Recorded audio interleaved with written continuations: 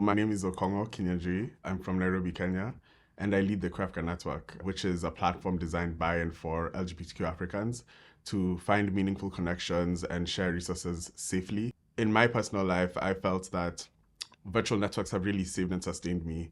And what we're trying to do with the Queer Africa Network is to extend that lifeline to others, especially considering that nearly half of the African continent have laws that persecute people for their sexual orientation, their gender identity, and their expression.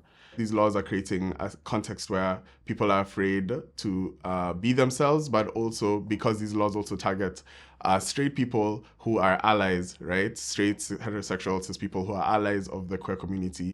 What it does is it creates a culture where you're reporting on your friends, you're reporting on your family, you're reporting about people you love. So on the system, everybody is operating from a place of fear and anxiety, right? About being outed or being considered queer because of the way that it's kind of considered a social death, right? So it comes with the ramifications of being evicted, being disowned, and just being socially isolated. These laws staying in place hurt everybody in that regard. And so it begs the question for me, what does it mean then for us to create a world where we can see the possibilities of us being our full selves and being fully accepted?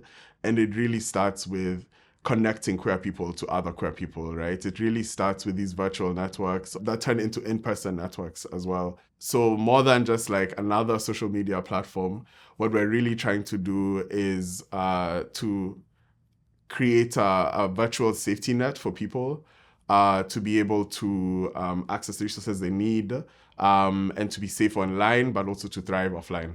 My vision for what I want to see for queer communities in Africa is that they believe in themselves, they know that they're worthy, they know that they're capable, and they feel like they have agency. And that's only possible if we invest in them as though we want them to succeed. So my hope is that we can give people the ability to decide where money goes, where resources flow, because they are the best experts. And rather than placing members of our community in a role where they're like passive recipients of aid, we need to reframe that role into one that they're seen as active creators, active innovators, and that'll not only transform how they are seen, but how they see themselves as well. And so my hope is that we can restore agency, dignity, and hope for our community.